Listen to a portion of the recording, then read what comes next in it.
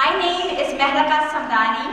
I am the Director of Critical Connections, and we are a local nonprofit here in the Valley. We put together events on issues related to American Muslims and other targeted communities. Our event today is part of the Rehumanizing and Restoring Relationships series that we've put together with Karuna Center for Peace Building, and you'll hear from their director, Olivia Dreyer, a little bit later in the program. And our series this spring has really sort of focused on reparative mechanisms such as memorials, memorialization, apology, reparations, truth and reconciliation commissions, and their potential to address historical injustices and also to address intercommunal grievances and relationships. So before we begin formally, and before I ask our wonderful moderator, Ken Alexander, to take over, I would like to acknowledge the fact that we are having this conversation in front of a largely white audience. And that is fine, because we believe that these conversations are critical and they need to happen in as many different spaces and in many different communities as possible. So we'd just like to acknowledge that fact, and we welcome everyone and hope that you'll all contribute your perspectives to the conversation when we have our small group discussions. As far as the structure of the event is concerned, we are going to have the first 45-50 minutes devoted to a moderated conversation between Kent and our distinguished speakers. After that, we will ask one of our local experts, Professor Shabazz, to respond to the conversation that you just heard very briefly. Then we will break up into small groups and have about 10 minutes of small group discussions before we reconvene as a large group to have what we hope will be a very engaging Q&A session. So that is one of the announcements. The second announcement is the fact that we'd like to thank Edwards Church for being so gracious and so hospitable in providing us with this beautiful sacred space for free. And so if you are so compelled, we would love for you to make any donations that seem meaningful to you to Edwards Church. We have a basket right at the end of the room. And finally, we're also very grateful to Amherst Media, who is covering the event today. If during the Q&A session, if you're uncomfortable being recorded, please do let us know in advance. So without further ado, I'm going to now introduce Kent Alexander, our moderator for this evening. Kent is a writer and an anti-racism and workplace culture consultant. He currently serves as the Equity and Inclusion Consultant for the Valley Creates initiative of the Community Foundation of Western Massachusetts, as well as the Equity and Inclusion Co-Consultant for the Blueprint Project. Other clients include TerraCorp, Mount Grace Land Trust, Communities That Care of Franklin County, United Way of Hampshire County, the Center for Community Resilience After Trauma, among others. Ladies and gentlemen, please join me in welcoming Kent Alexander.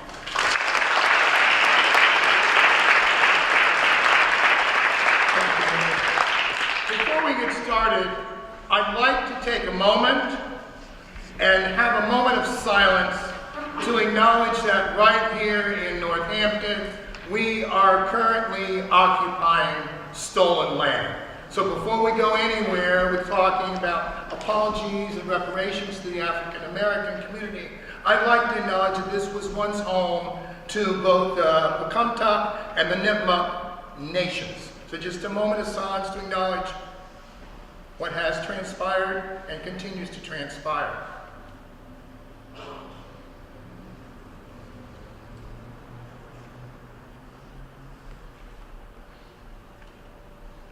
Thank you. I'm going to introduce the speakers. On my left, I always start with my left. Dr. Ted R. Johnson. Dr. Johnson is currently a senior fellow at the Brennan Center for Justice at NYU. As a public policy scholar and military veteran, Johnson writes and speaks on issues social justice, race, and politics, as well as cybersecurity and national security. Holds a doctorate of law and policy from Northeastern University, and his research has focused on African American political and voting behavior. Prior to joining the Brennan Center, Dr. Johnson was a national fellow at the New American Foundation, where he undertook projects on black voting, behavior and the role of national solidarity in addressing racial inequality. In recognition for his leadership in public service, he was selected as a White House Fellow during the Obama administration. Since 2013, Dr. Johnson's research and writing has explored the interaction of policy and politics with race and racial disparities. In 2016, his examination of African American voting behavior won the Dean's Medal for the most outstanding doctoral work. Currently, his book project is called When the Stars Begin to Fall, is scheduled to be published in late 2020. Thank you for being here, Dr. Johnson.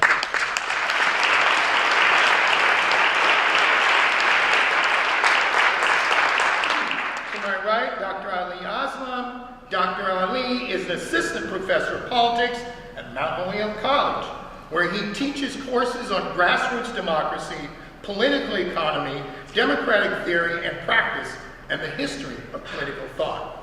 He is also a political theorist whose research and teaching examines how citizens negotiate key concepts like freedom, recognition, and democracy through political struggle.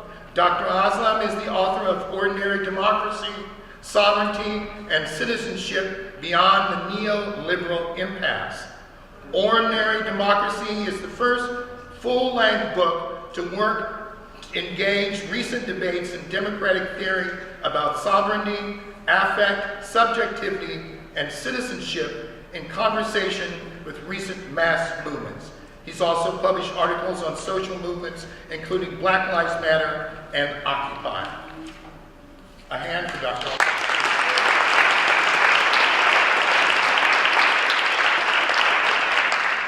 Okay, we're going to introduce our esteemed guest, Dr. Shabazz, a little later, but I want to set the stage here for a second. Since the second half of the 20th century, several countries, including Germany, Austria, France, South Africa, and Canada, have attempted to amend their past atrocities by paying reparations to their victims. The U.S. has also supported reparations as a form of restorative justice. After World War II, it supported Jewish victims of the Holocaust in their demands for rightful reparations from Germany and Austria. And as recently as 2016, U.S. Department of State helped Holocaust survivors access the payment owed to them by a French railways company that was an accomplice in deportations. The following examples are instances in which the United States admitted to acting wrongly and has attempted to atone through reparations. 1. U.S. to Japanese Americans. In February 1942, 125 people of Japanese descent were interned. Estimated losses to their community were estimated to be several $1 billion. In 1948, Congress issued a reparation fund of $38 million, then awarded each survivor $20,000 in 1990. About 80,000 people claimed reparations for a total of about $1.6 billion. U.S., some of these I'm just going to breeze through, but you're welcome to ask me later for more detail. U.S. to the Aleuts of Alaska, they moved them to Juneau and then kept them there. And so the survivors of these camps were awarded $12,000 after the U.S. admitted it had kept them in captivity and failed to provide sufficient care. In 1995, further compensation was given. North Carolina to the eugenics victims.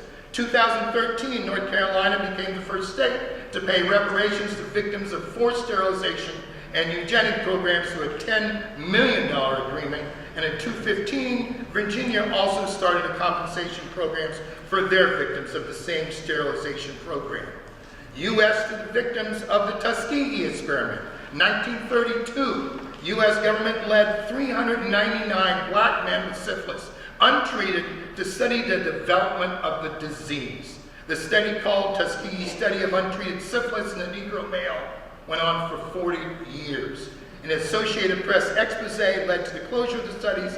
Victims filed a class action suit settling for $10 million worth of reparations for the survivors, survivors of the study, their widows, and their offspring. In '95, a guarantee of free lifetime medical care for victims and their families were added to the reparations. The Rosewood Massacre, you might check that out. White Massacre leveled the black community in Rosewood in 1923. Florida decided in 1994 to issue $2.1 million in compensation to be split among massacre survivors. And finally, the city of Chicago just elected a brand new wonderful mayor. In 2015, city of Chicago acknowledged there are more than 100 black prisoners subject to torture by the police, forcing many to confess to crimes they had never committed. City awarded 57 survivors a payment in cash, together with free college and social services. Sum of $5.5 million was officially labeled as reparations. Chicago also issued an official apology mandated that torture be studied in public schools. In each of these cases, reparations were given out, but not just as financial compensation, but as a tangible recognition that a wrong had been done, and that the U.S. or its states and cities held a debt towards a specific group. So I turn now, let's talk about apology and reparations. Dr. Johnson, let's start with you. You've written extensively about the subject. Based on your research and experience, how would you define an apology and what's the significance of one? Yeah, thank you, and thank you for holding this event, for the invitation, and thank you all for being here. So when we talk about apology, it seems, and especially when we talk about defining it, it seems like a pretty straightforward question. We say "I'm sorry" a lot of times every day, and when we think about apology, we think about it in this interpersonal sense. But there is a difference between interpersonal apologies and state apologies. We'll talk about some of these differences, but there are similarities, and that's sort of where we get a definition of apology from. The first part of an apology, whether formal or interpersonal, is that it is a speech act. It's an act of speech. It requires an utterance, sort of a public confession that a wrong has occurred. In this sense, apology has a religious connotation to it. It's not enough to feel bad about something that happened. You have to confess that the wrong occurred and that you are responsible for it. Now, the process of that confession, the means by which it happens, can differ by culture. But typically, and sort of beginning where I started, it's "I'm sorry." And that is the beginning of confessing that you've done something wrong.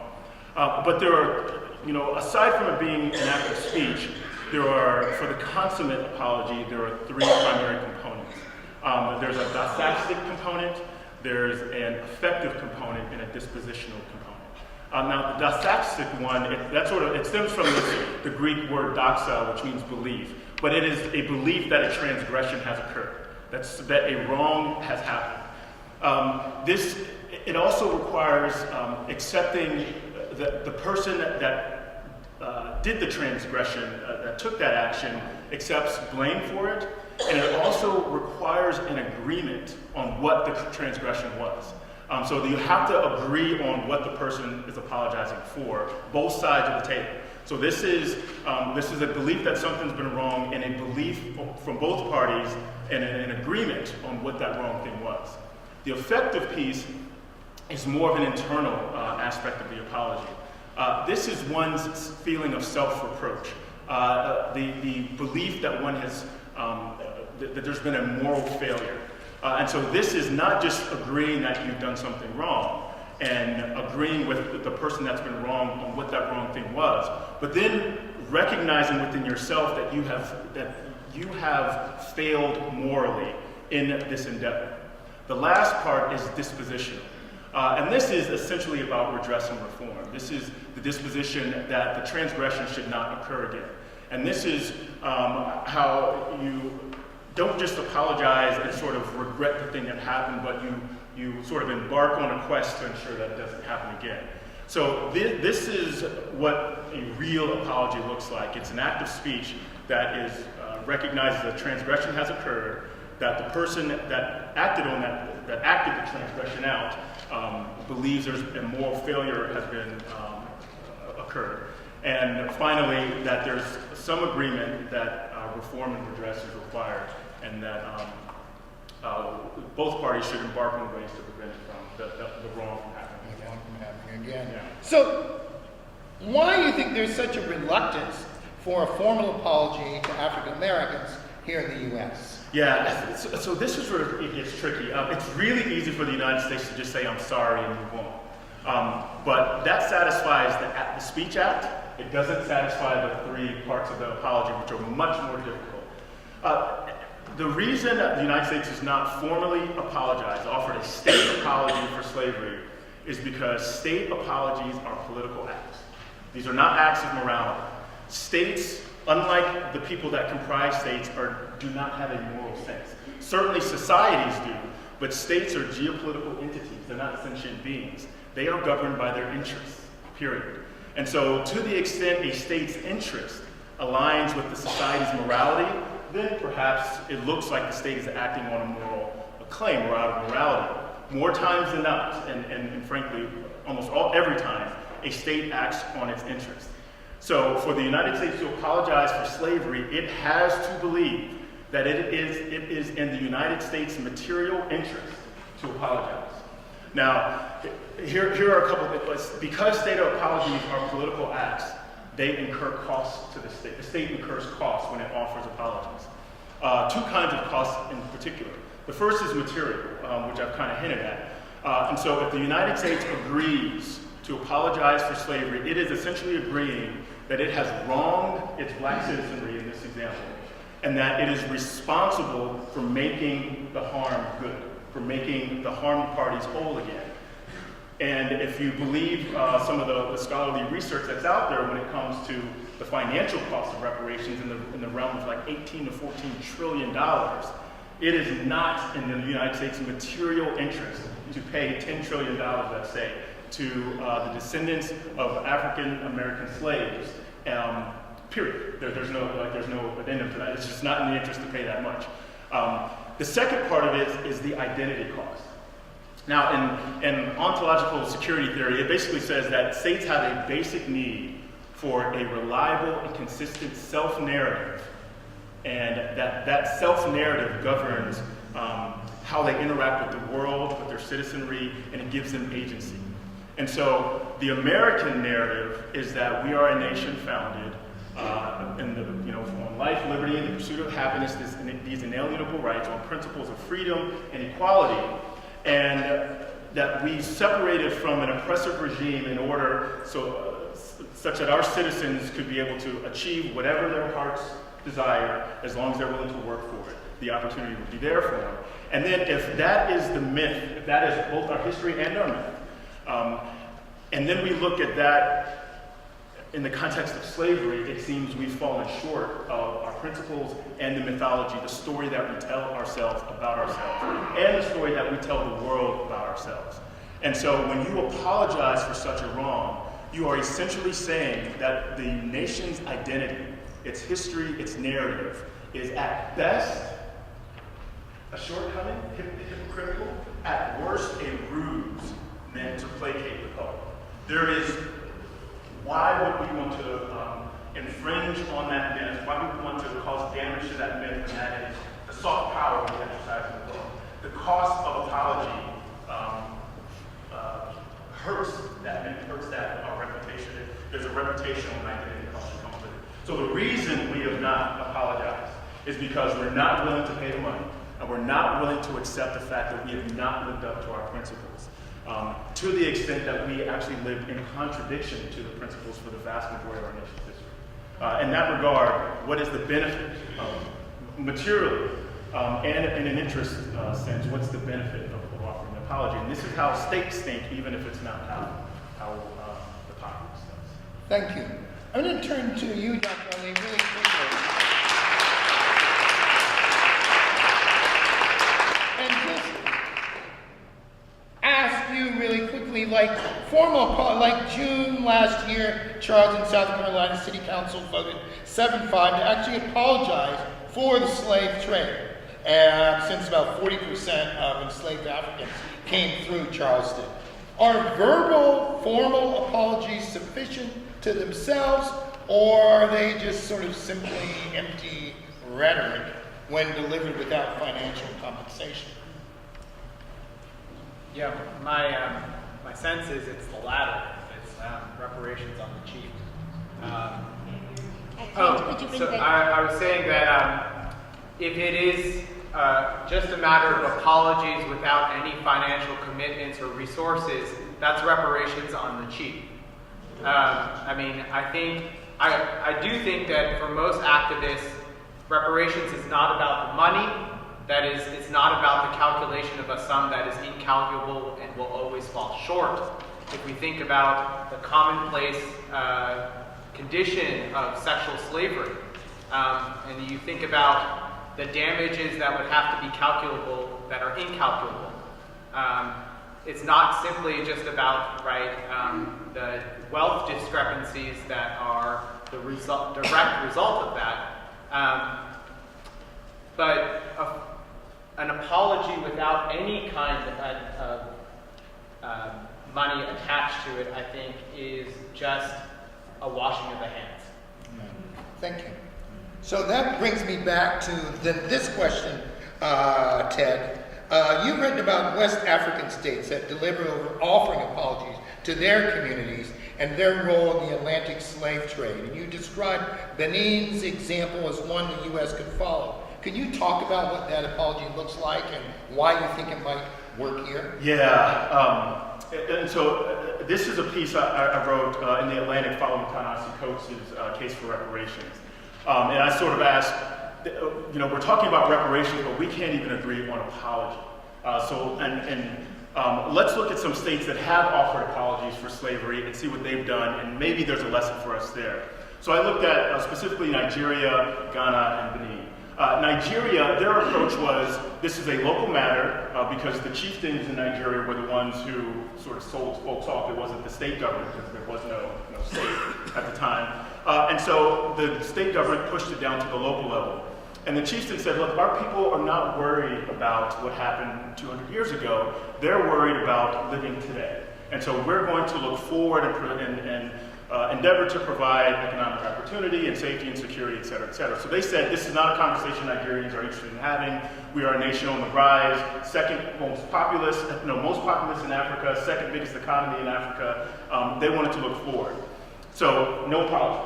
Ghana, on the other hand, said, we're going to apologize, but they attached their apology to its economic interest. And Ghana created a tourism industry off of offering apologies for slavery. In fact, you can, as an African American, they have ceremonies for you to partake in as sort of a spiritual reconciliation when you visit Ghana. There's the slave castles, the tea ceremonies, the dances, the prayers, the whole nine. So African Americans who feel homeless on the continent can go to Ghana and feel like they're reconciling with long-lost ancestors and just the horror of the slave trade. And they began this in 2007 in a project called, I think it was called Project Joseph, from the Bible about brothers. Yeah, right, yeah, exactly. And it worked. They tripled the number of African Americans living in Accra over a decade. And I think 12,000 African Americans visit Ghana every year now, which is double what it was before the project. So they offered an apology for slavery, but it was tied to the economic interest. Now, that doesn't cheapen it. That is sort of what I talked about earlier, aligning a moral endeavor to a national interest. What Benin did was similar, but detached from money. They were going through a bout of political corruption there, and they frankly were looking at a way to repair their reputation on the world stage, and so they said, hey, why don't we embark on a world tour where we apologize for Benin's role in slavery? And so the president did that. He came to the United States and apologized to African Americans. They went throughout Europe, and it was successful. And most scholars look to the Benin example with the Truth and Reconciliation, the speech acts of utterances across the world as the model for how to apologize for slavery. But the reason they embarked on this was because it was in the interest of the politicians to do so to repair. I think that latter example is the one that the United States would be most likely to follow. Not that it should, but most likely, because it cost nothing materially to go around the world saying, to go around the world to say we did something wrong. Right. Exactly. Right. And the United States, I mean, the drone strikes that we've been doing for well over a decade, the deportation that didn't start with this president, like our reputation on the world stage is not what it used to be. We could embark on a way of repair, and this could be a feature of that. I don't think any of these scenarios are likely for the United States, frankly, but if we were to embark on one, it would be one that we could do it on the cheap, and one that would also allow us to bolster our soft power capital around the world through apology. Soft power capital, I like that. So, let me ask you and then off to Dr. Ali. Some people point to the fact that, I mean, you know, there were 2 congressional apologies made around 10 years ago, and shouldn't these kind of suffice? You want to hit that one first? You want to hit that one first, Dr. Ali? Sure. You know, how would you respond to that? Someone says that to you. I think it's a great start, but really, if you think about what the consequences of slavery have been on a day-to-day level for all Americans, in terms of not only their privileges, but what they live without. An act of Congress is something that is important in the sense that this is our representative government, but think of the many other things that Congress does in your life. And most of them have no bearing on it.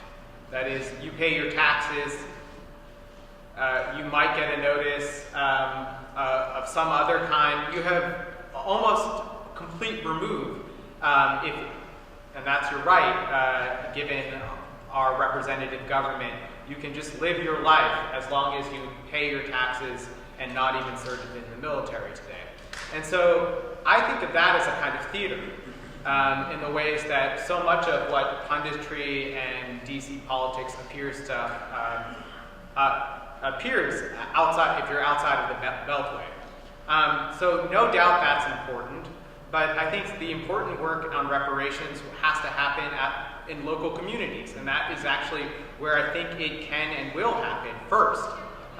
Because with reparations, the talk of reparations, as I said before, I don't think it's really about the money for activists. It's about local control. It's about land in some cases, but it's really cutting at the central precepts of white supremacy and thinking about white supremacy and capitalism, which began in this country as treating black people as property. And as soon as reparations is a way of undoing that linkage in the present, in the past, in the future. So yeah, apologies are good, but they are not sufficient, and they wouldn't have the kind of depth of transformation that I think many people who advocate for reparations understand reparations like doing that kind of work. And I would say also that I think there is a popular fear that in some ways reparations would represent a kind of revenge instinct. It's like the popular representation of this is the film Django Unchained. That is to say that given the opportunity to equalize things, the equality would take the form of reciprocating the violence of slavery. And finding the satisfaction of seeing your tormentor suffer, whoever in the symbolic figure of your tormentor. That fear is completely unfounded if you look at the period of Reconstruction, where white and black lawmakers held power together, rewrote state constitutions in North Carolina and other southern states. What they did was actually, as Ted is pointing out, aligned a moral cause with material interest. Reconstruction is the reason why we have public education in this country.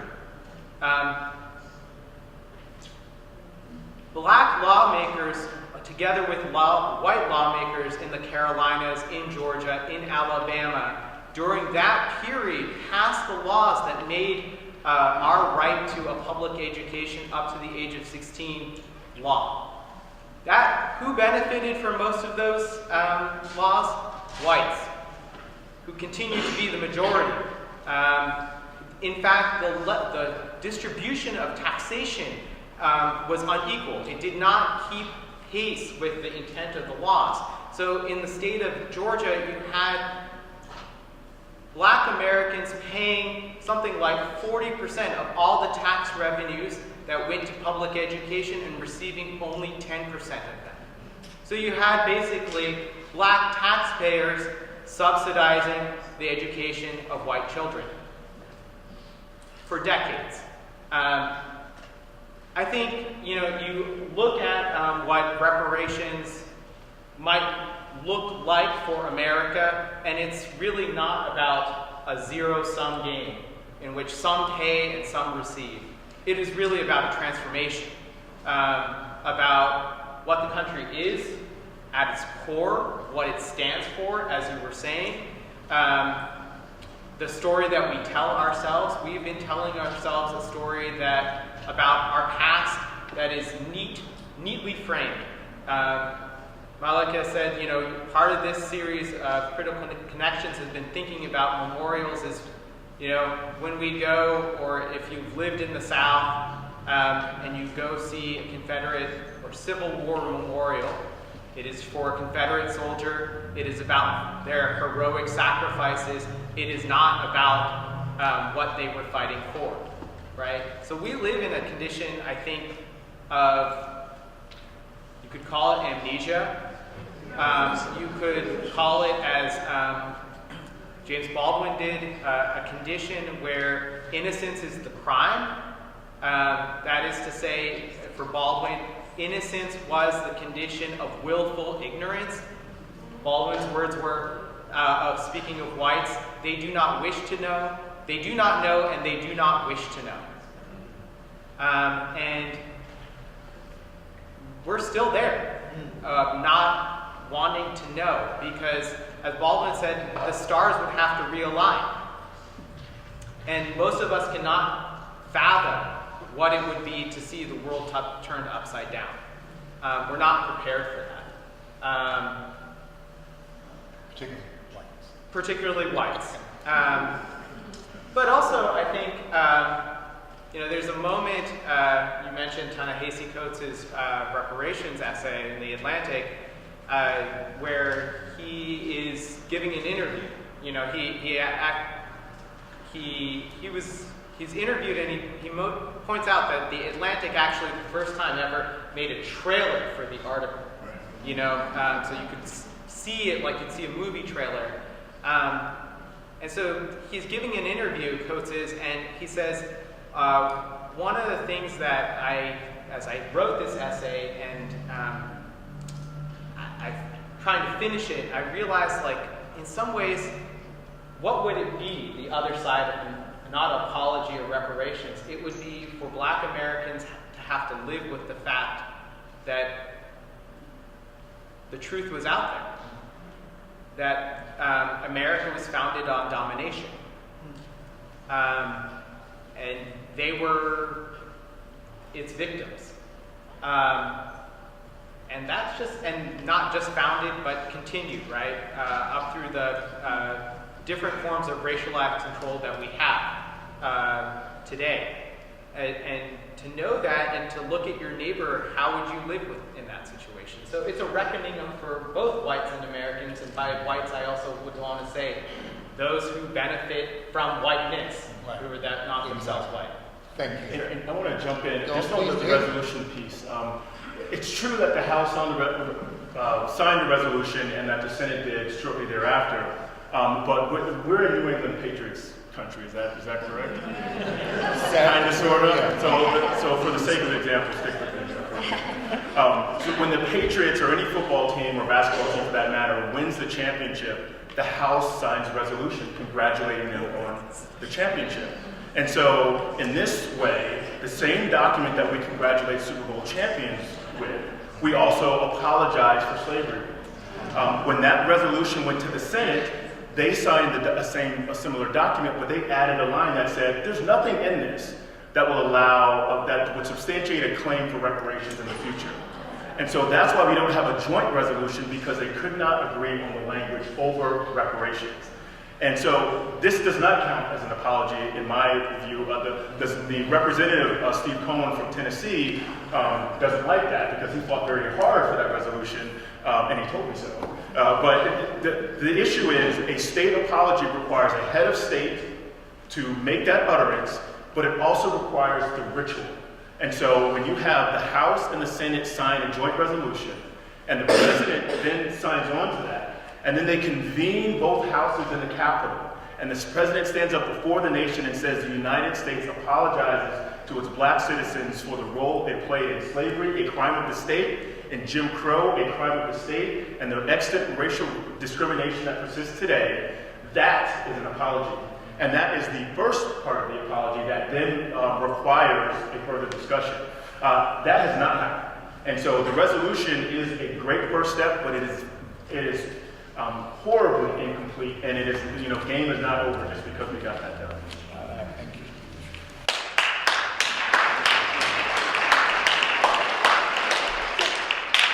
Final question. In some ways, it's like the New York Times columnist recently explained how he shifted from being Can you speak? Sorry. Thank you. This year, New York Times columnist recently shifted from being a reparations skeptic to now being a convinced supporter. Meanwhile, there's a rather, I'll say, muddy conversation, national conversation going on in the U.S. now about reparations, with several Democratic Party presidential candidates voicing various supportive positions. I'll turn to you first, Dr. Ali, and then to you. So please share your thoughts about this trend. Is this a sign of progress or something else? I guess you could begin by saying, yes, it is progress. We're inching towards a conversation that Americans have been unwilling to have. So that is an incremental sign of progress. In terms of presidential candidates now throwing their support behind calls for reparation, or maybe you want to say calling for reparation in a more direct way, they haven't defined it. They haven't said what that means to them. I also think that you, as I said before, really can't have a conversation about reparations or without talking about capitalism in this country.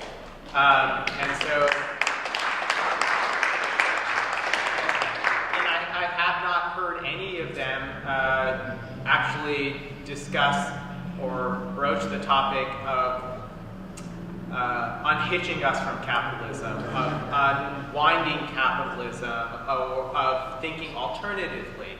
Again, if you look at the calls for reparation, they often center on not a sum, actually about historically land control, local control.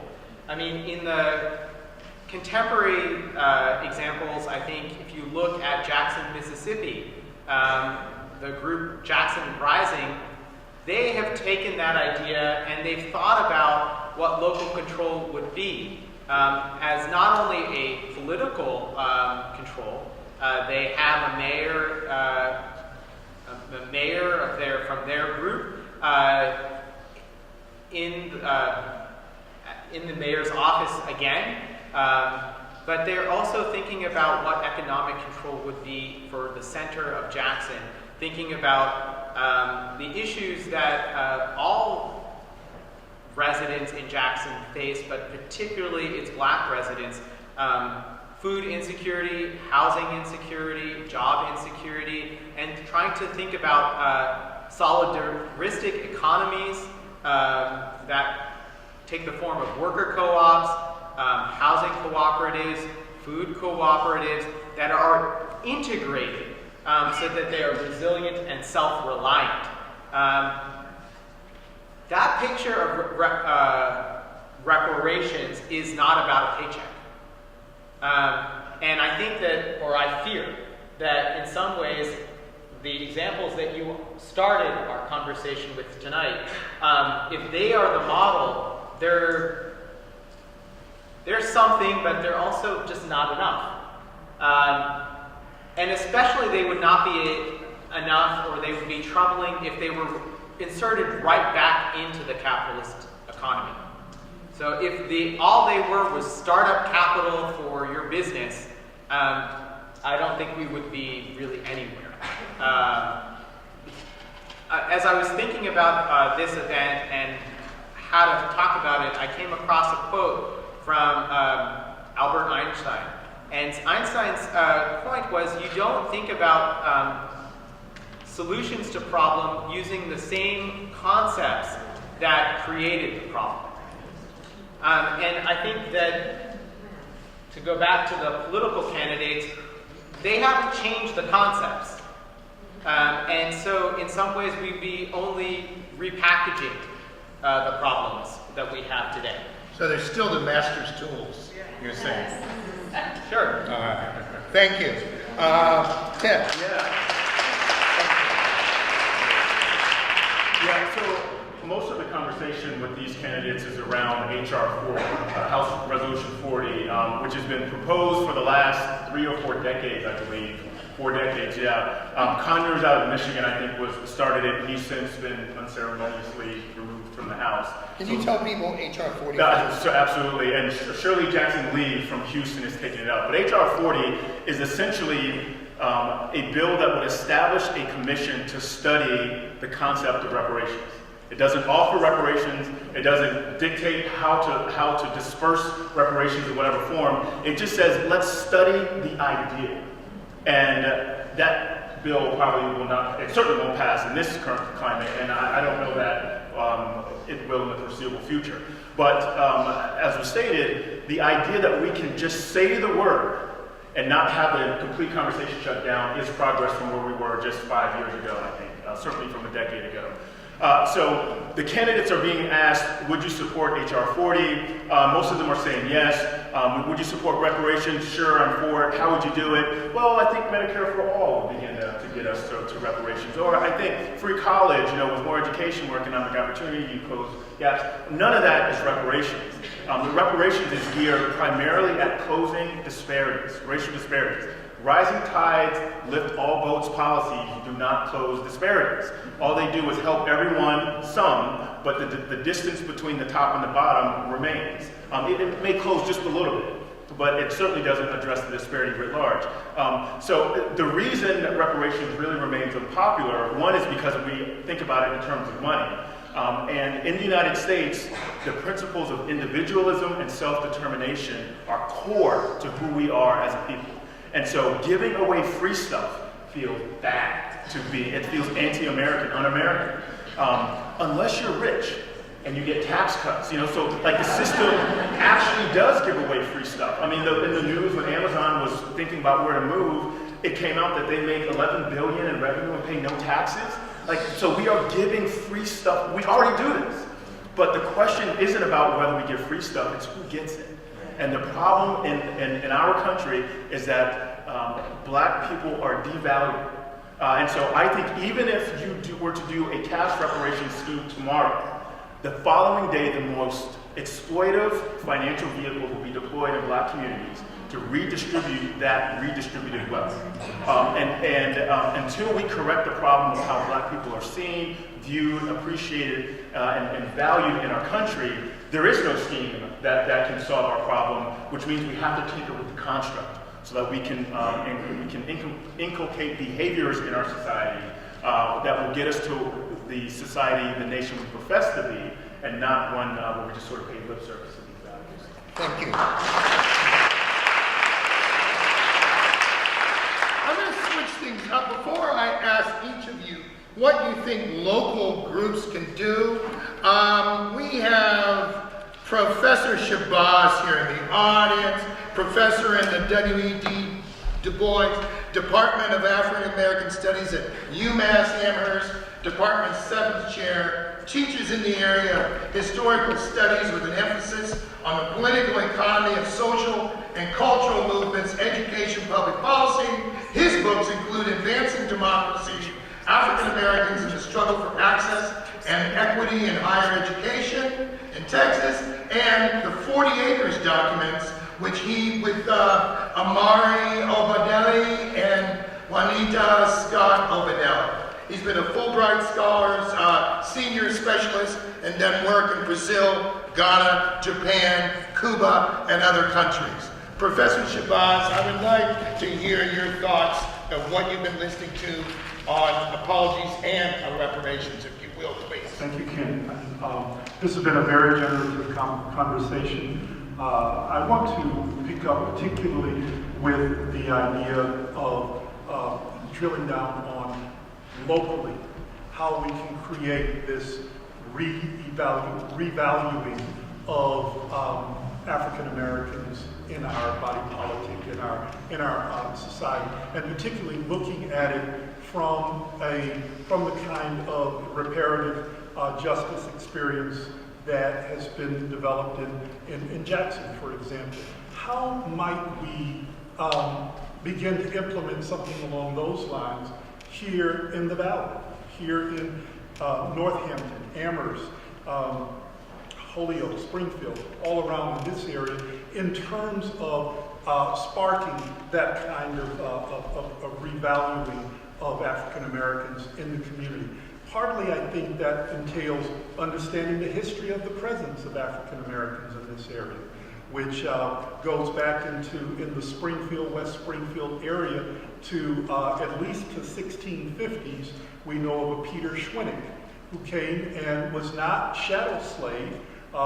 He and his partner became free, became landowners for some time in the community. But we also know that eventually slavery was codified, chattel slavery was codified in this area, and you had people enslaved on into the early 1800s. Some of the work in this area by Bob Romer, former faculty member at Amherst College, points out particularly how a lot of the pastors of our churches were some of the biggest slave owners, were ones that had slaves to help them run their churches, help them take care of the churches. So how might we generate conversations, building on this one here, that might spark thinking along lines of creating reparations here locally? If it's setting aside some land, setting aside some of the public space of Northampton, of Amherst, to be used for the coming together of the descendants of enslaved Africans to begin to assert their own value within the community as coming from that experience. Any thoughts on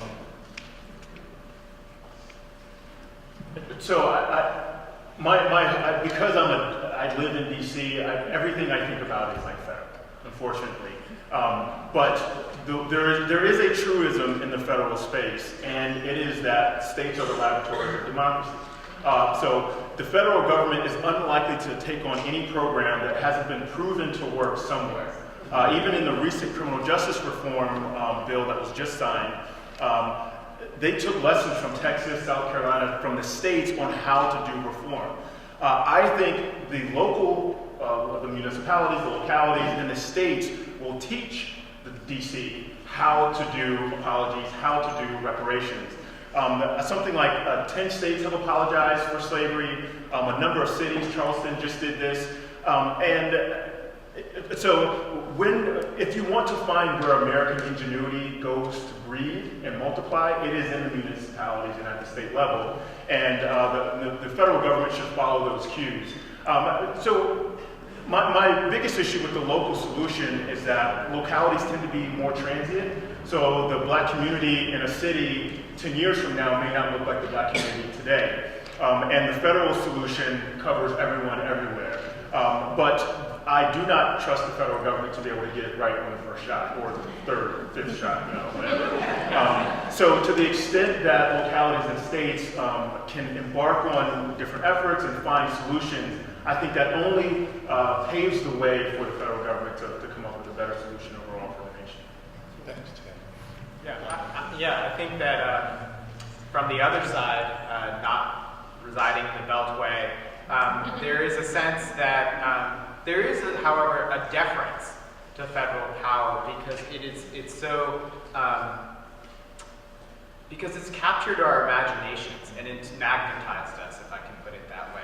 I mean, the sense of deference comes out of this belief that a solution will come from on high, in Congress. And that actually immobilizes folks who can and would act locally from doing so.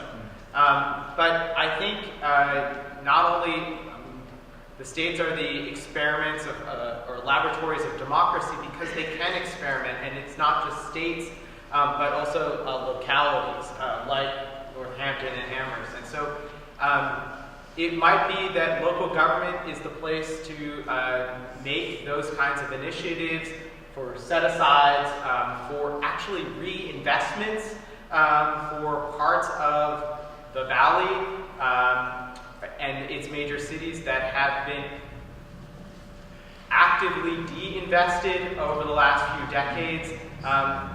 We were talking before we started about Charlottesville, Virginia, which we know from the Unite the Right rally, but less known is that at that same period, the Charlottesville City Council had passed, after many years of struggling to do so, what they called its reparations bill, which reinvested in those parts of Charlottesville that were the historic centers of its black community.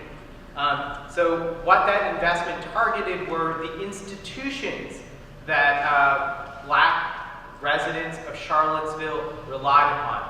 Its elementary, middle, and high schools, its hospital, its police force, its police station, its public parks.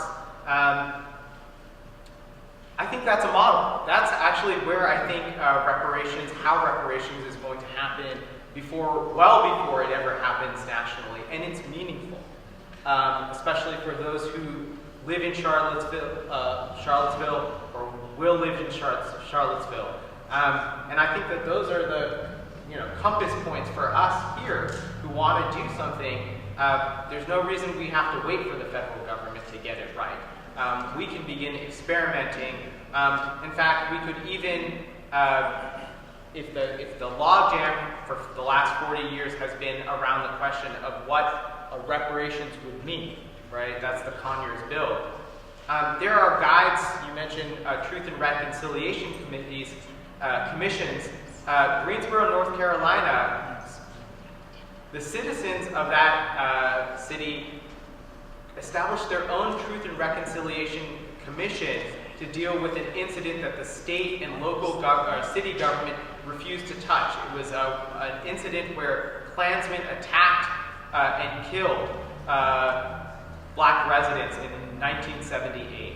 And after many, I think 12 years, finally the citizens of that city came together, and not all of them, but they established their own independent Truth and Reconciliation Committee to look into that event. I think that's a model. Northampton or Amherst could establish the committee that the Congress refuses to even touch, right? What would reparations mean in Northampton or in Western Massachusetts? It would mean knowing the history. It would mean having a genealogical understanding of this place and how we got here. I admit, I don't know that history. And so how can I live in the future and be part of a future that is not itself partaking in the amnesia that I was saying before? And I think that's important, and that will be the light that shines to other communities. Thank you. Sure. Dr. Shabazz, I want to backtrack a little bit because some of this plays into what we're talking about. Can you talk a little bit about the 40 Acres document? Okay, sure. So at during the Civil War, particularly going into South Carolina, Beaufort County, and these areas where initially the Union troops had come in, the naval forces, and the slave owners abandoned the lands around these sea islands in Georgia and North Carolina to South Carolina and Georgia to move further inland. And as they did that, they left the Africans on these plantations on their own.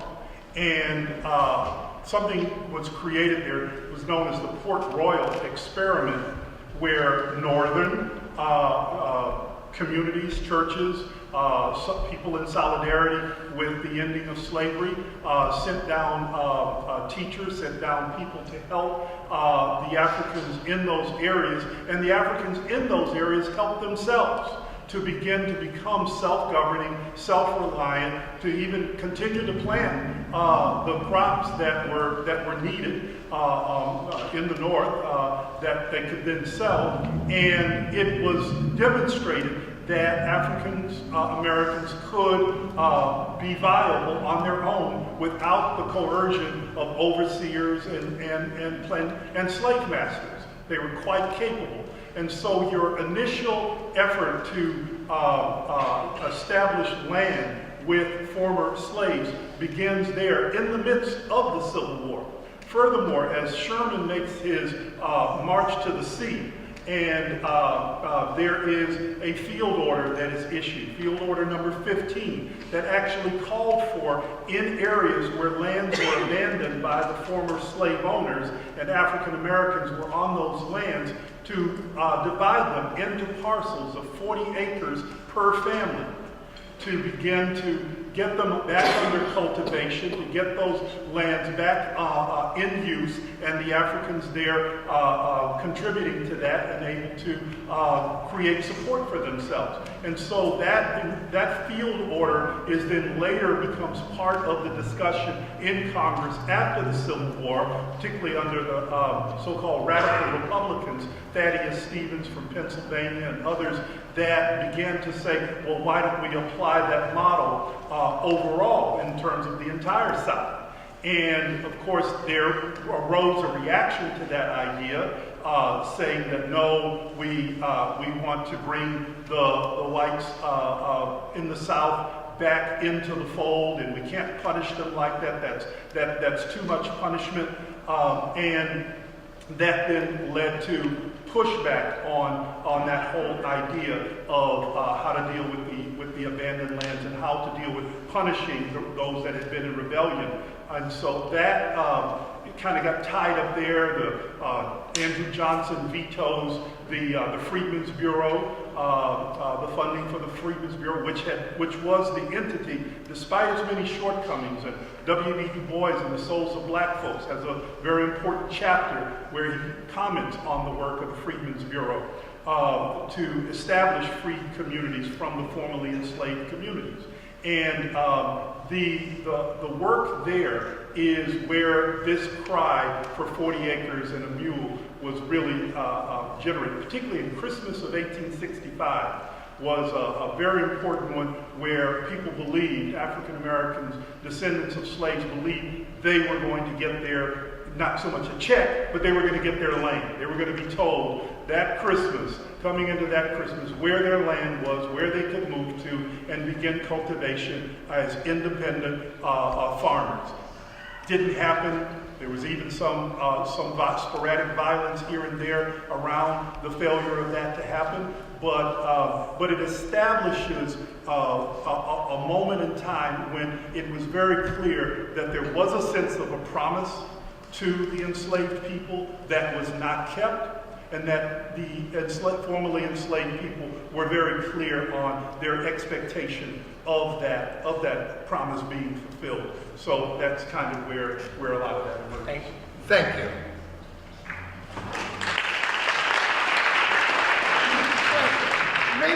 could, if each of you would just, you have a closing remark before, and what I'd like to do is get a couple moments from each of you, and then we want to, it's difficult to break into small groups, but turn to 2 or 3 of your neighbors, eh? I'll come up and orchestrate that for you. Yeah, and so we're going to break into little small groups to talk about what you think you in your own communities can do. And then we'll take about 10 or 15 minutes to do that and come back and see what bubbles up out of this. Okay, so stay seated, please. All right, let's start with you. Since you were last at the table, let's put you up first. Okay, I just would say that where over the past decades that I've been involved in the reparations conversation, it's actually to see change among African Americans, first and foremost. I can recall in the mid-90s teaching at Prairie View A&M, and a predominantly, almost entirely African American school in Texas, institution of higher education in Texas.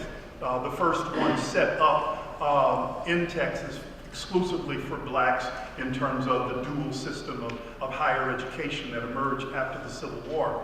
And to reach to the students and to begin talking about these issues was deemed so utterly, was very problematic amongst us African Americans. People didn't think that wise, didn't think that prudent. We even brought in John Hope Franklin one year as a keynote speaker, and when our students raised the question to him, one of our great scholars of African American history, writes the first textbook From Slavery to Freedom, and what did he think of the quest for reparation? He just scoffed the whole question. He just dashed all those students for even thinking about that. That because it was an issue that, let's face it, white people will have nothing of it, and so why spend your time, waste your time having a conversation about something that the dominant class of America is never going to engage in, is never going to listen to, is not interested in at all. So let's talk about something more realistic. Now, just after that, he was tapped by Bill Clinton to go around the country convening what? A national conversation on race and racism. Historians, I think, as we write up on that piece of Bill Clinton's work and on, would deem that whole project a failure. It was a failure. And I think it was a failure because of the limitation of the imagination of people like John Hope Franklin at that time. Now, I met him in Oklahoma before he died. Shortly before he died, he'd come in, and he had changed his tune quite a bit. Lawyers, law professors like Charles Ogletree, formerly at Harvard University, and people like Alfred Brophy, who had done work on the Tulsa massacre of 1921 that destroyed his father's own law practice that was on the Black Wall Street in Tulsa. They had begun work to try to demand, because there were still living survivors of that 1921 massacre, and they were trying to get reparations for them. And he started then to come around, and he began to see very intellectual white people getting into it. And so he started coming around, and black people like Charles Ogletree with capital like Harvard. So he started coming around. So I've begun to see African Americans begin to expand their own consciousness, their own political imagination, to acknowledge the harm of our own ancestors endured, and to realize it's not about, putting ourselves out there as some victim before white people, or playing to the sympathy, or guilt-tripping white people to engage in this conversation about reparations. So for me, most importantly, it is to see that work continue, because it goes toward what you were saying. If we don't value ourselves and value our ancestors and what they endured, how do we expect others? How do we expect the descendants of those who perpetrated the slavery to come to value us? So that for me is where I have been so moved to see this work go forward, to see these conversations begin to happen, especially the growth among African Americans to expand their own consciousness.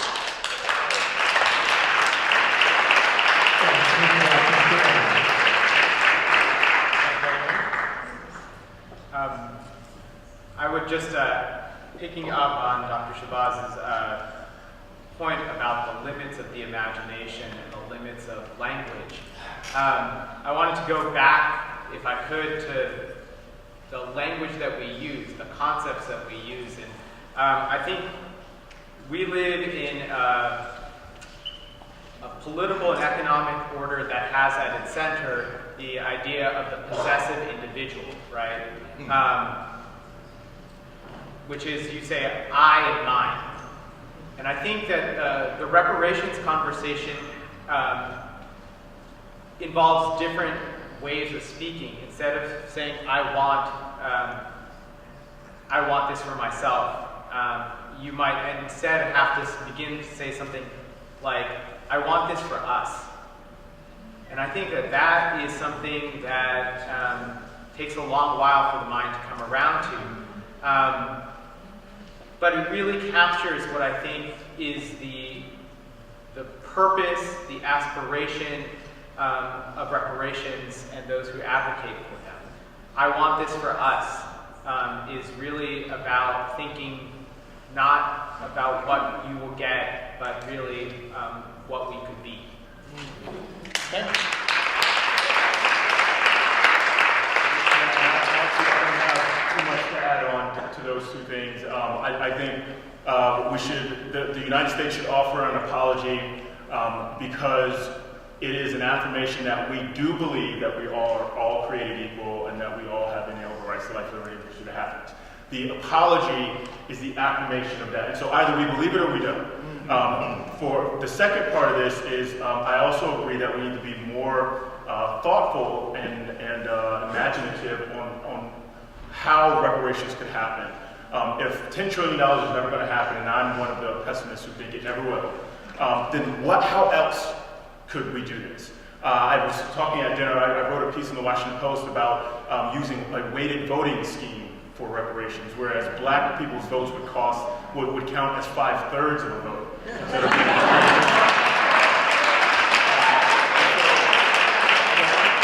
the idea behind that is that it will force politicians and our elected officials to be responsive to the needs of Black America today. To do this for a period of like 24 years, so six presidential elections. So, I mean, I got trash online, but I think this is the kind of thinking we need to embark on and not think about this in terms of checks, but think about this in terms of repairing the nation and creating the nation that we all profess.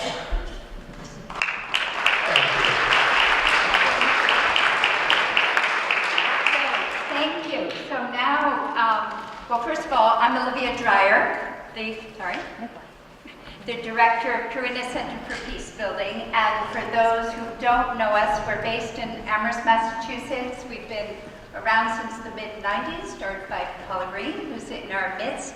We work in parts of the world where there's been violent conflict, about 30 conflict-affected countries to date, doing peace building, reconciliation, and conflict prevention work. And increasingly, for obvious reasons, we recognize the need to work in this country as well.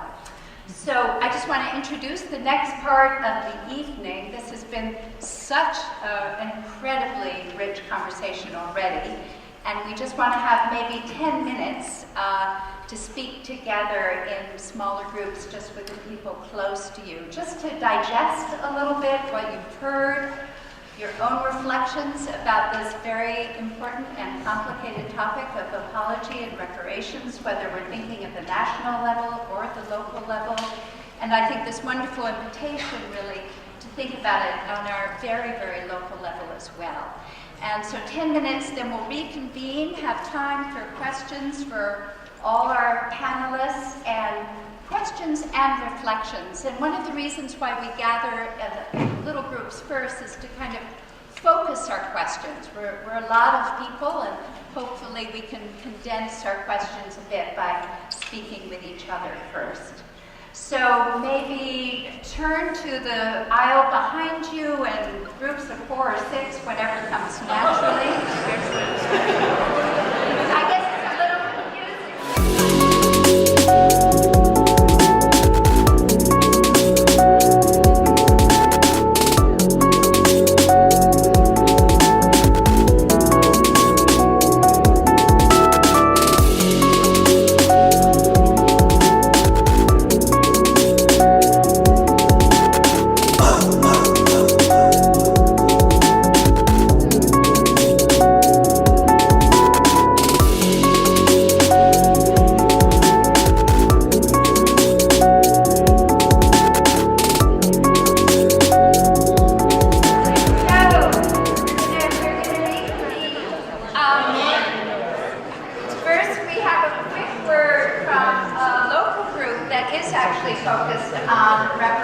Lovely. They're called Surge, and I'll let them say what they're doing.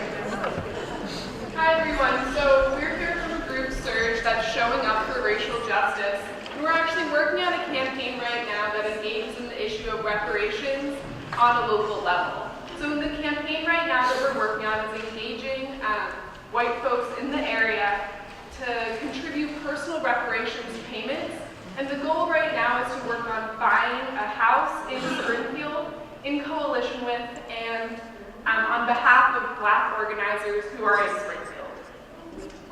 And just say quickly that this is one thing about the money that's generated and those resources being redistributed, but it's also a practice of engaging with local history, especially segregation and this idea of the tofu curtain and those who benefit from being on the northern side of it and how, and so being in constant conversation about that. So we invite people in the back with some information, and we invite you to join us in making payments and or jumping into the conversation with us on an ongoing way.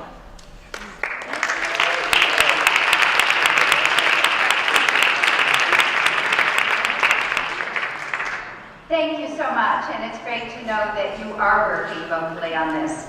So now, who would like to, and what we'll probably do is please hear from you, your question, and maybe if there's a related one, add that to the mix so that we'll have time to get to as many as we can. Thank you. Speakers were just excellent. I keep thinking about that nothing's going to change until we change education. From kindergarten on up, and that we have textbooks that tell the real story of this country and not the story that's written by conquerors. And so, I taught college, and when my students had to take a course called The American Culture and the Black Experience, and it was taught by an African American, they said, "We don't want this, you're just trying to make us feel guilty." Which is why I think that it needs to start in kindergarten. That we need to raise a generation of children who are really educated about the history of this country. And I wonder what your thoughts are about that. Okay, was there anything else related before I turn it to our speakers? No, we welcome your response. Yes, you're absolutely right. Look, I learned the Pledge of Allegiance in elementary school. And you learn about civic virtue and public engagement at that early age, but you only learn the good parts of our story. And the fear is if you tell the bad parts that you will make students ashamed of their country. I think there is a way to talk about our history, the good and the bad, and focus the education on the progress, which is a good news story, and not on and not stay mired in the instances where we've fallen short. So if we tell the whole story, it is a story of progress, about the arc bending towards justice, and that should be something that we can all agree with. But I think you're absolutely right. If we don't get to kids before middle school, high school, they've already created a mythology of America based on the stories they've been told, and it's hard to break through that, especially as what you think about America becomes part of your identity in a partisan sense, especially today, that becomes really hard to break through because questioning the country then becomes questioning a person's identity, and that's you often can't get through once it's that hard in who they are. One thing I'd quickly add is how to tell some of the truthful, positive stories as well. I've been thinking about Faneuil Hall in Boston and whether we could rename that Phyllis Wheatley Hall. Or even Wheatley Faneuil, either way. But she's brought in and sold right there. But then her owners, the people that begin to realize her intelligence, possibly having attended madrasas, having been educated as a young Muslim woman to read Quran. We don't know for certain, but for some reason she really took to the written word and began writing this poetry that is first they had to quiz her, and they had to bring her before the Boston literati and see if it was really her or if it was her owners doing some trick. And they finally saw, wow, she is capable, and she is the one. And so how to begin to tell those kinds of stories, how to tell the story of John Brown, not as a kook, but as a guy whose Bible is still right over there in Springfield, who just said, this can't continue. This isn't right. This has got to stop, and put himself on the line, his children on the line, and everybody else he could convince to work with him to put themselves on the line to end the institution of slavery. How do we tell these stories to little kids? Thank you. So, yes. Hello everyone, my name is Taro. I'm a member of Western Mass Boricuas Federation Puerto Rico, and also Western Mass Novo Venezuela Solidarity. So I'm here to talk about a good friend of mine.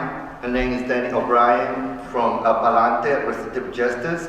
And what they did at school is they actually went to the principal and told them that they want to change the pictures of the people that they have, because most of the people that they had were white people, and there was no African Americans.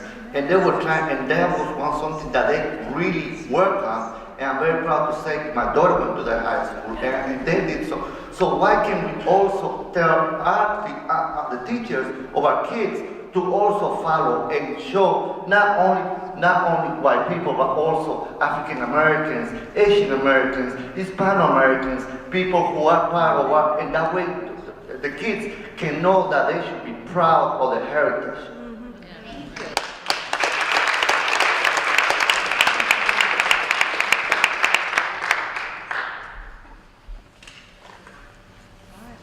Thank you. I just wanted to acknowledge the work that Amherst, Massachusetts has done on this issue. This is a very large crowd, so a lot of people are here who were not at the event that was held in Amherst in December of 2015.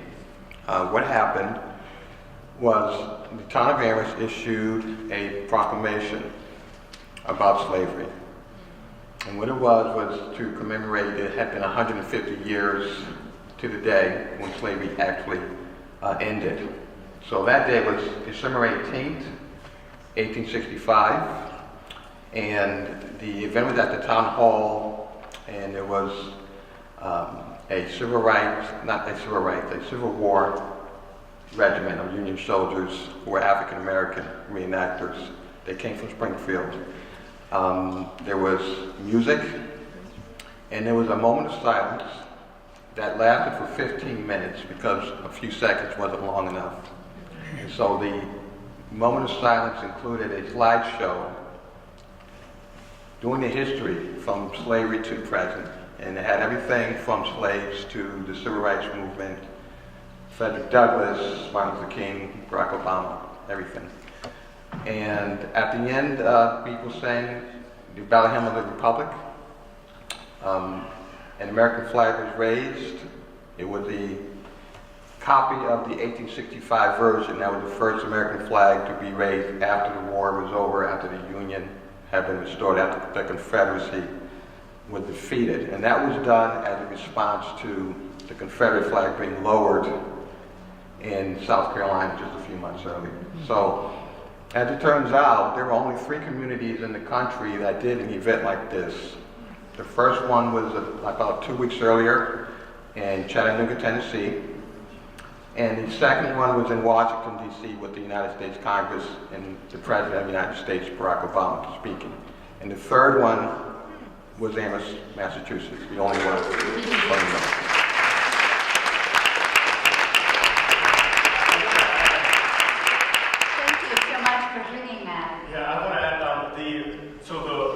This is exactly right, and when I talked about what an apology would look like, it would look like what happened when Barack Obama and the 2 houses of Congress, Democrats and Republicans, convened in Emancipation Hall in Congress to commemorate the 150th anniversary of the signing of the 13th Amendment. I was there at that convening, and that ceremony, that ritual, that's what it's supposed to look like. And you don't have to wait for the federal government to do that. The fact that you guys did that here is really commendable. One other point on the education piece. It's so important that teachers are educated on what to teach the children. A few miles from where I live now in Ashburn, Virginia, a teacher for Black History Month wanted to teach his elementary kids about the Underground Railroad. And so in PE class, he constructed an obstacle course and had them run the Underground Railroad. It was not received well, I would say, because it sort of allowed students to sort of play slavery tourism, if you will, by constructing like, okay, now you're all slaves, go run through this obstacle course. There is a way to do it, but teachers have to be trained on how to do these sorts of things. Good. Yes, please. Hi. So my name is Anna. I went to Amherst College. Currently, I am one of the facilitators for a class at UMass called Grassroots Community Organizing. And I wanted to raise a question that my college peers have asked before. In this program, we engage questions around identity, around privilege, around race. And the week when we discussed slavery, a lot of the conversation with college students was dominated by this question asking of like, oh, but was it white supremacy or was it capitalism? Oh, but this started first, or like which came first? And it kind of created this theory loop that also at the end of the class, one of our students asked the question of, I wonder what it would look like if we stopped asking the question of what came first, or like, was it this either or can we look at things both and? And so the question I had for those of you who either have worked in education or particularly with college students is how to move students away from which came first and to acknowledge how white supremacy and capitalism are both at the root and feed off of one another.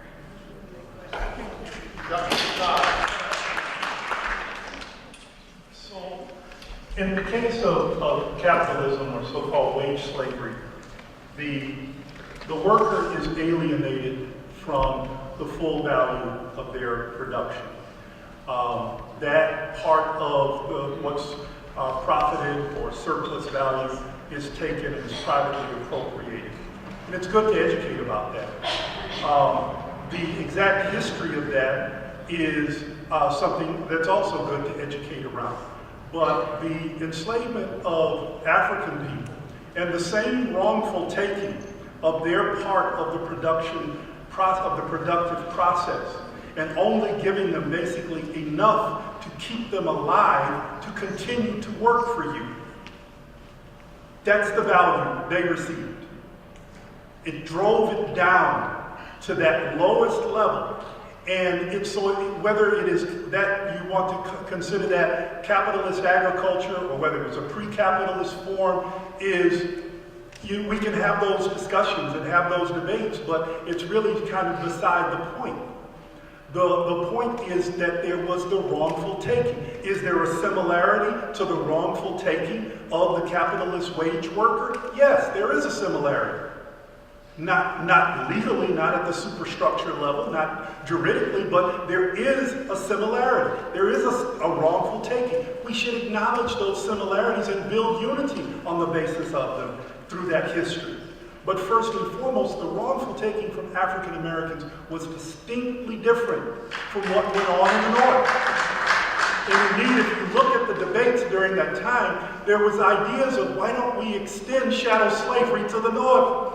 It will be better for the white workers because they won't have to worry about a place to live. They won't have to worry about, their future. It will all be taken care of in the way we take care of the blacks in the South. They're so much better off. So there was an argument and really that was part of the fear that led to the Civil War, that they were going to nationalize, that the slaveholders that were becoming so powerful as a force politically and economically, that they could reach a point that they wanted to nationalize. And this was the discussion about the Fugitive Slave Act, where it made it necessary that here in Northampton, if you know that my brother Martin here is escaped, from South Carolina, you have a duty to turn him in.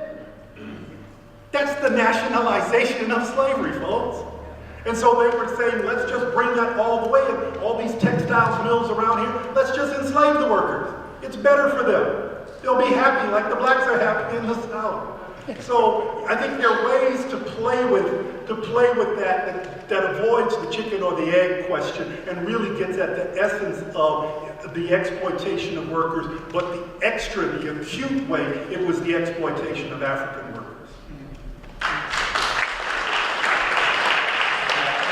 The way I approach it with my students at Georgetown, there's a saying, I think it's everywhere in public policy or political science, but to be soft on people and hard on structures. And so when you talk about white supremacy, you're blaming white people. And that's sort of like the shorthand version of it. Whereas if you blame capitalism, it's no one's fault. It's just kind of how the system works. I say focus on the system and realize it is that the both worked in tandem. That the version of capitalism that requires the amount of production, agrarian production in the United States had to do to be profitable required free labor. And the only way you could justify that free labor was to convince one set of people that they were superior to the other and that the other people were animalistic. So it doesn't matter whether, like, the white supremacy came first, capitalism came, they needed one another in order for this nation to set out on the project it had embarked on. So the system is the problem. And we can be tough on that system without demonizing one set of Americans over another, or without saying capitalism is the evil, and so if we rid ourselves of capitalism, we rid ourselves of racism. It just doesn't work that way. We have to focus on how the two work together. Colonialism. I mean, it's all the but it's just this. It goes back to this question of value. You can pick any form of governance, but if you put two sets of people against one another, a hierarchy will emerge. And no matter what form of governance that emerges from that arrangement, someone's going to be oppressed. And so if we want to get rid of the oppression, then the ism is kind of beside the point. It's the hierarchy that's the issue. And attacking the hierarchy is tough to do, so if you attack the system in which that perpetuates the hierarchy, you at least can manage our natural tendencies for finding our group and ensuring our group is secure. So over here and then.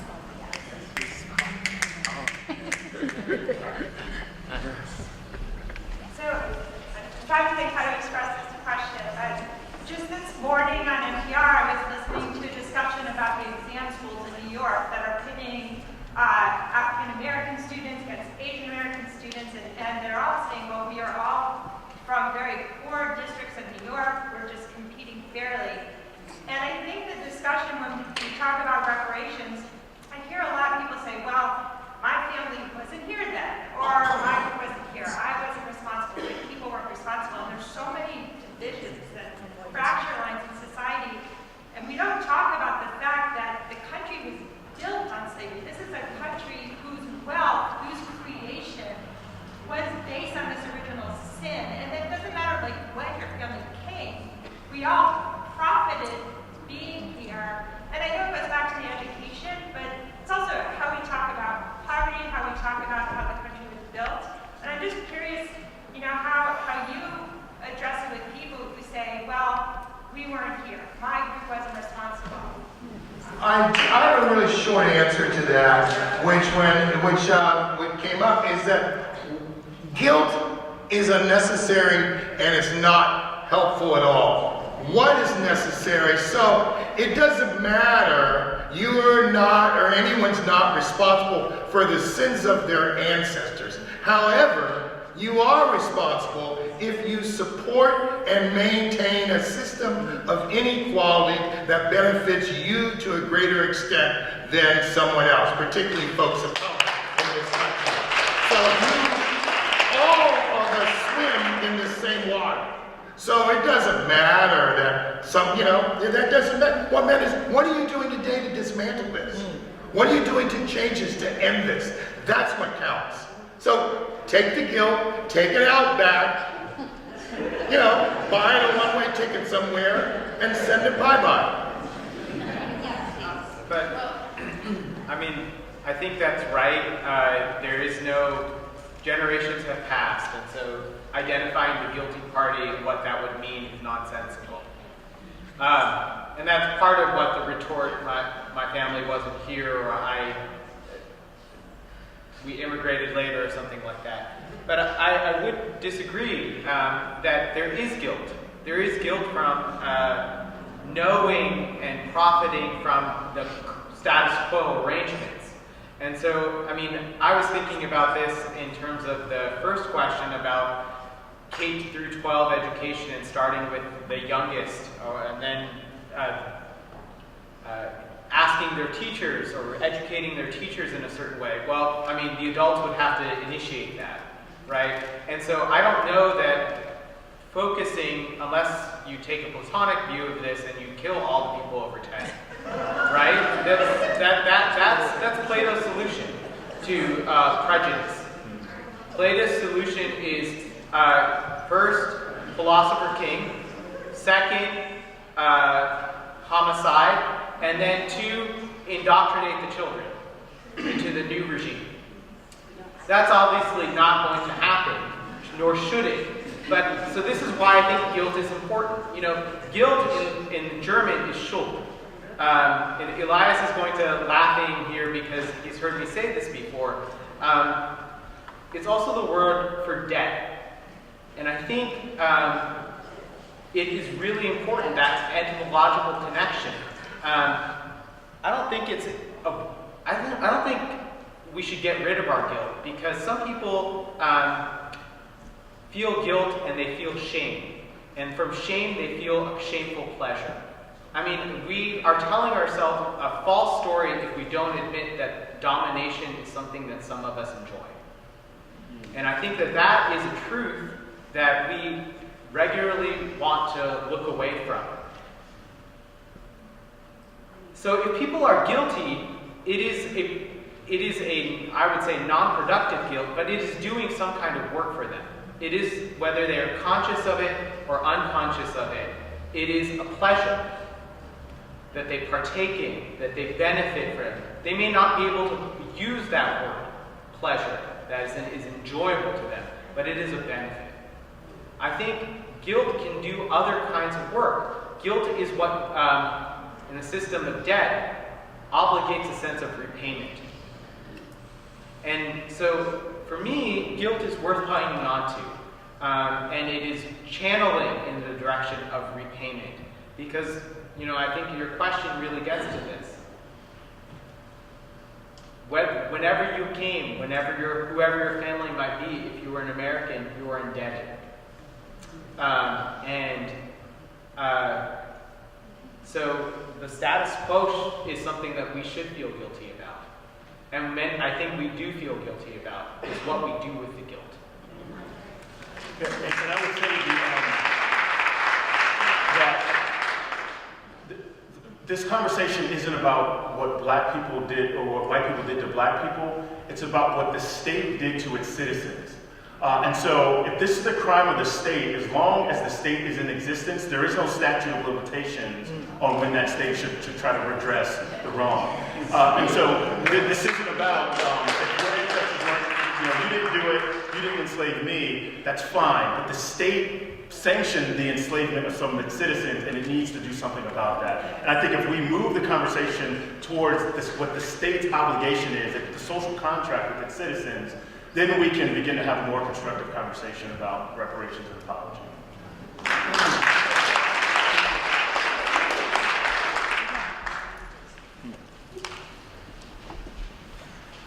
Thank you very much, first of all. It's an incredible conversation.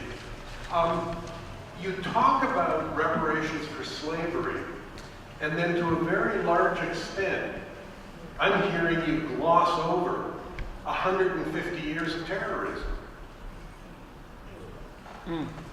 You know, I mean, this is, you know, Ta-Nehisi Coates talked about it in his Atlantic essay, that let's forget about slavery. Give me reparations for redlining in Chicago. So can someone address that? So I wrote a book called Advancing democracy. And in it, I looked at the development of a dual system of higher education that was separate and unequal. It emerged after the Civil War, the first public institution of higher education in Texas. It was a state study of Texas, my home state.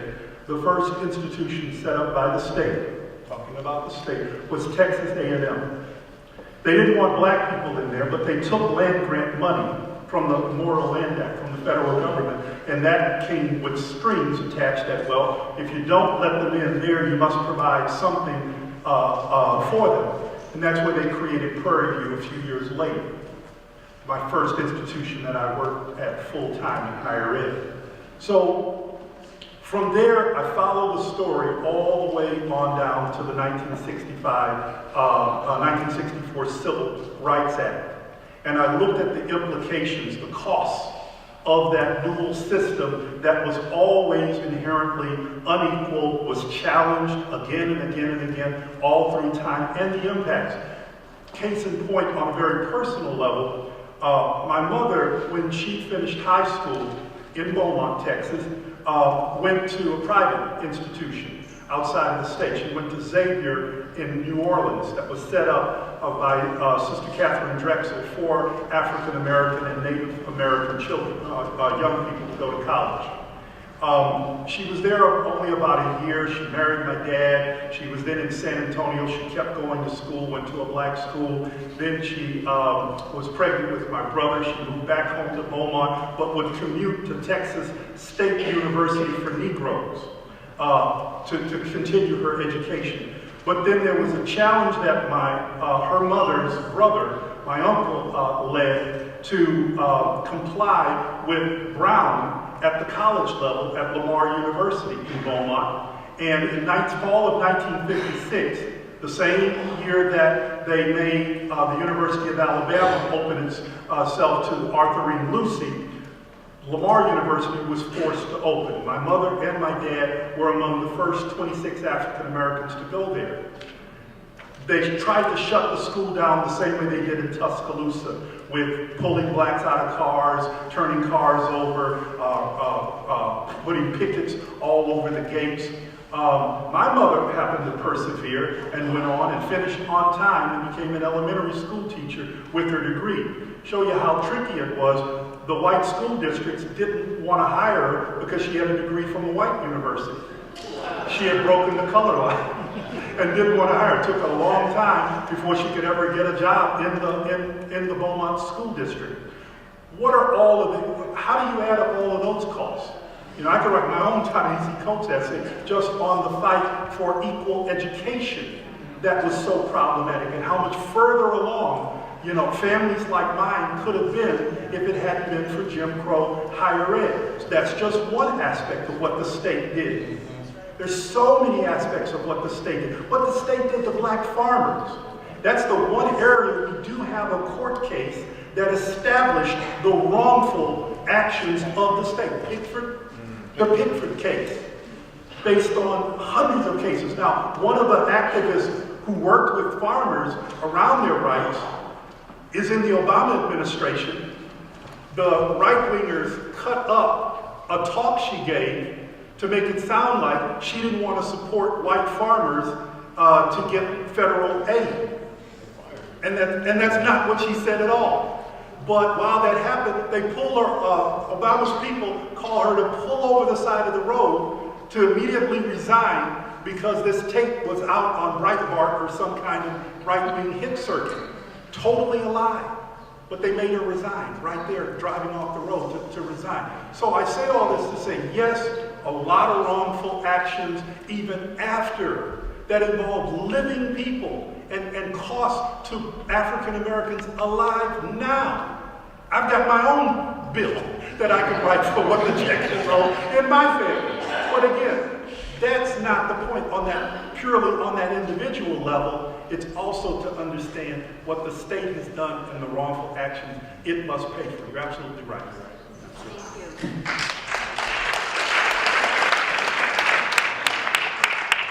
It's very close to 9. I think we have time for one more. Thank you. I was basically going to ask almost the same question, and then when Professor Shabazz brought up his family, just reinforced it, but I would want to comment that it's every aspect of life. The GI Bill, banking, housing, education, and that's all since enslavement ended. So if there are any white people that think there's no debt that they owe, maybe they haven't arrived yet. But anybody who's here now, it's not about your ancestors. It's about benefiting every minute of every day, every white person in America does.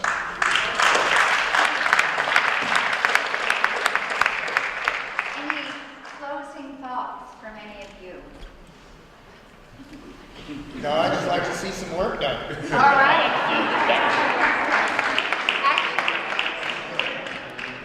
This has been an incredibly rich conversation, and it feels like the beginning of a conversation.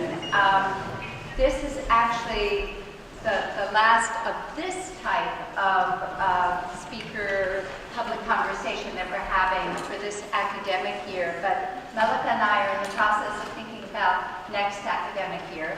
So if you all have thoughts who've been coming to these or are here tonight for areas to focus on, please let us know. And two announcements of upcoming things. Get my dates right here. Saturday, April 13th, Karuna Center is organizing a commemoration of the Rwandan genocide. It's the 25th year since the Rwandan genocide. Rwanda's a country where we've worked a lot.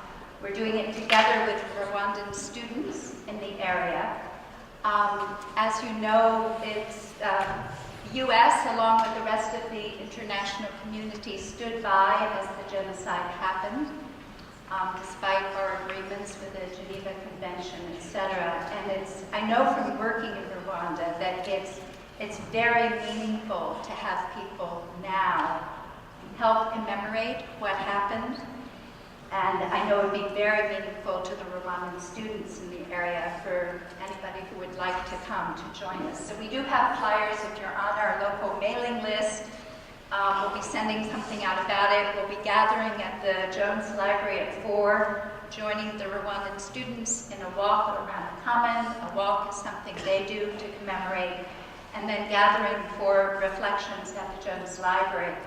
And in our program in Rwanda, students have been, or young people have been making films, young Rwandans, with stories of reconciliation. In our project, we've been working with as ex-perpetrators from the genocides are now returning to their communities from prison. They're coming right back into the communities where they killed, and living next door to families where they killed family members. And it's quite an incredible process. Speak about apology and reparations. It's happening in a very real and dramatic way there. So the students have been making films of these stories of reconciliation. We'll be showing several at the Jones. They're very powerful. And then on May, thank you. I don't have the calendar in my head.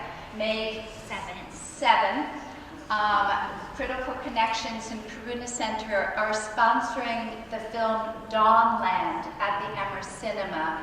It's an extraordinary documentary that tells the story of the forced removal of Native American children in Maine from their families into foster families for the least excuse. And then this Truth and Reconciliation Commission that was formed by the Maine state government to examine what happened and address it. And it's apparently the only formal Truth and Reconciliation Commission that this country has had, a sort of state-sanctioned TRC. So it's a wonderful documentary that traces both the successes and very real challenges of that process. So I hope you all can come to that as well.